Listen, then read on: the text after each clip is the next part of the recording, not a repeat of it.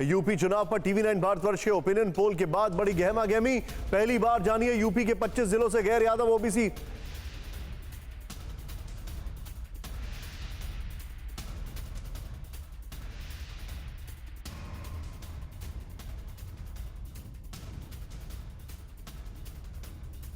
BJP 54% गैर Yadav OBC की पसंदीदा पार्टी। 35% गैर यादव ओबीसी वोटर एसपी के साथ। 65% दलित वोटर्स बोले मायावती चुनाव में सक्रिय नहीं लग रही हैं।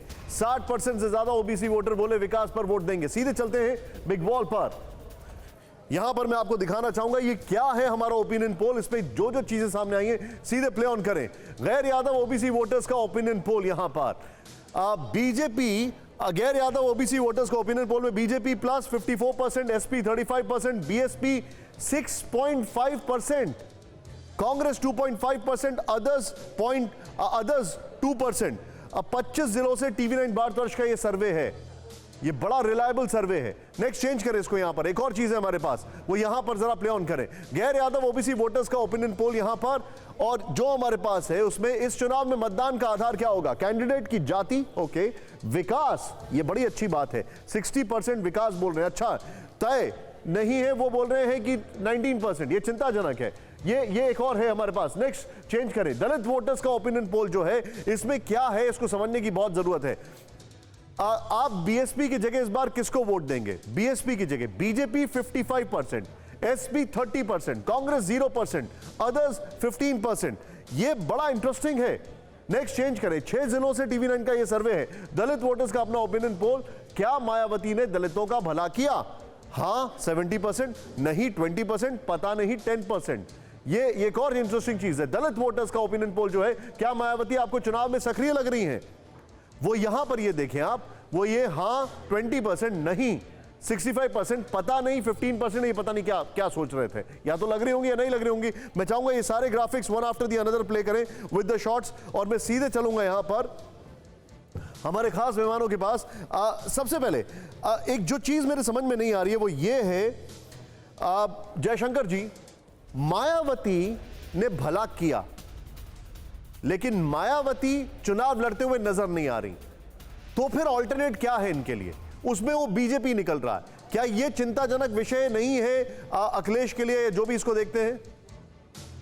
नहीं, देखिए, दलितों में एक बड़ा तबका जो था, भारतीय जनता पार्टी ने 2017 में, उसके पहले से भी उस सोशल केमिस्ट्री पे काम करना शुरू किया था कि गैर यादव ओबीसी और गैर जाटव, या जाटव यानी चमार, जो पूर्वी उत्तर प्रदेश में चमार कहते हैं, पश्चिमी उत्तर प्रदेश में जाटव कहते हैं, तो गैर जाटव दलित, उनको लामबंद करने की कोशिश भारतीय जनता पार्टी ने की थी। उसमें वाल्मीकि समाज के लोग थे, सोनकर समाज के लोग थे, या अन्य दलित जातियां थी, वो लोग इनके साथ जुड़े थे, बड़े पैमाने पर जुड़े थे। लेकिन अभी भी दलितों का जो मेजर चंक है वो मेरे ख्याल से रहेगा, मायावती के साथ ही रहेगा, उसमें कहीं इधर उधर जाने वाला नहीं है। कुछ लोग चंद्रशेखर रावण जो है उनके साथ भी थोड़ा बहुत कुछ जा सकते हैं, और कुछ ऐसे लोग भी हैं जो लोहिया और अंबेडकर की बातों से प्रभावित होकर के उनको लगता है कि शायद समाजवादी पार्टी लोहिया और अंबेडकर की बातों को आगे बढ़ाएगी, लेकर चलेगी। दोनों में एका होने की बात भी हो गई थी। तो वो लोग, वो दलित युवा जो हैं, वो अखिलेश यादव और समाजवादी पार्टी के साथ जा सकते हैं। लेकिन मेजर चंक अभी भी मुझे लगता है कि मायावती के साथ ही रहेगा। नहीं, लेकिन अगर शमुना जी, मैं आपसे ये सवाल पूछा हूं, अगर मायावती चुनाव लड़ते हुए नहीं दिख रही है तो फिर कौन सा फैक्टर डोमिनेट करेगा इस चुनाव में? वो पार्टी डोमिनेट करेगी, कैंडिडेट की जाति डोमिनेट करेगी, क्या डोमिनेट करेगा फिर? जाहिर है 2-3 चीजें हैं। एक तो पार्टी इसलिए कि मायावती का जो कोर वोट बैंक था, जो भी वोट बैंक था, वो नहीं जाएगा समाजवादी पार्टी को, ये पक्का है। तो उसके लिए सिर्फ विकल्प बीजेपी दिखाई पड़ती है, और बीजेपी भी पिछले 3 दशक से लगातार सोशल इंजीनियरिंग जो कर रही है उसका एक असर पड़ेगा। इसलिए वो जातियां जो, जैसे अभी जयशंकर जी कर रहे थे, गैर जाटव और गैर यादव, वो जातियां जो पिछड़ी जातियों के हाशिए पर पड़ी हैं। आखिर क्या वजह है कि जिस ओबीसी को गठजोड़ की बात चल रही थी, उसमें से अपना दल भी निकल के आता है, जो कुर्मियों का एक बड़ा मेजर वोट बैंक उनके पास है। तो इसका मतलब समाजवादी पार्टी के पास जो ओबीसी वोट बैंक है वो बहुत ज्यादा नहीं है। उनका यादव मुस्लिम गठजोड़ तो पक्का है, लेकिन बाकी जो पिछड़ी जातियां थी वो फिर बढ़ती हैं।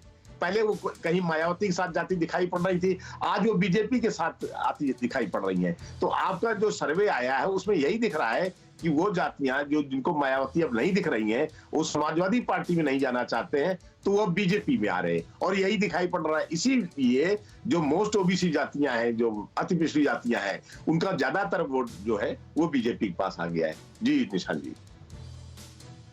निशान शेख, आप ग्राउंड पर हैं, ग्राउंड पर आपने क्या देखा? अगर मैं इस ओपिनियन पोल की बात करूं तो ग्राउंड पर मेरा सवाल आपसे यह है, मायावती चुनाव लड़ते हुए नहीं दिख रही है, ये कोई रॉकेट साइंस नहीं है, सभी को दिख रहा है कि मतलब ऐसा लग नहीं रहा है कि वो चुनाव में पूरी ताकत झोंक रही हैं। तो जो ऑल्टरनेटिव की बात की जाए तो वो ऑल्टरनेट किस तौर पर दिखाई दे रहा है, या वो भी अलग अलग पॉकेट्स में डिवाइडेड है? देखिए, ये एकदम सच्चाई है निशांत की मायावती चुनाव लड़ते हुए नहीं दिख रही हैं, और ये मैसेज ऐसा नहीं कि स्टूडियो तक है, ये मैसेज घर घर भी पहुंचा हुआ है। आप बात कीजिए, लोगों को एकदम क्लियर है कि मायावती नहीं लड़ रही, क्योंकि मायावती ने ऐसा कभी चुनाव लड़ा ही नहीं है।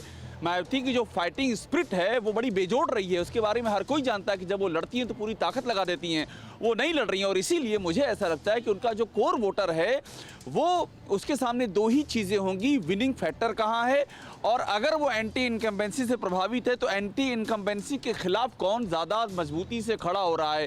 तो विनिंग फैक्टर, अगर उसको लगेगा विनिंग फैक्टर बीजेपी की तरफ है तो उधर मुड़ सकता है, अगर उसको लगेगा कि विनिंग फैक्टर दूसरी ओर है तो इस समय मायावती के जो कोर वोटर के लिए सबसे महत्वपूर्ण है विनिंग फैक्टर, वो विनिंग फैक्टर की ओर जा सकता है। विनिंग फैक्टर का उसको जो मिजाज, जो हवा वो महसूस करे, उसके मुताबिक वो अपना रुख तय कर सकता है। न्यूज़ टॉप 9 रोज सुबह 7 बजे और शाम 7 बजे सिर्फ TV9 भारतवर्ष पर।